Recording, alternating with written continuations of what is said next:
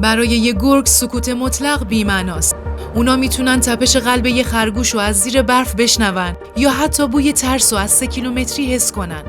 اما این حواس قدرتمندشون فقط برای ردیابی نیست، بلکه سلاح یه ارتش خاکستریه، یه گله سازمان یافته که حرکتشون کابوس جنگله.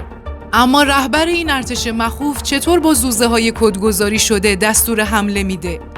برای کشف دنیای اسرارآمیز گرگ‌ها، مستند جدید کانالو از دست نده.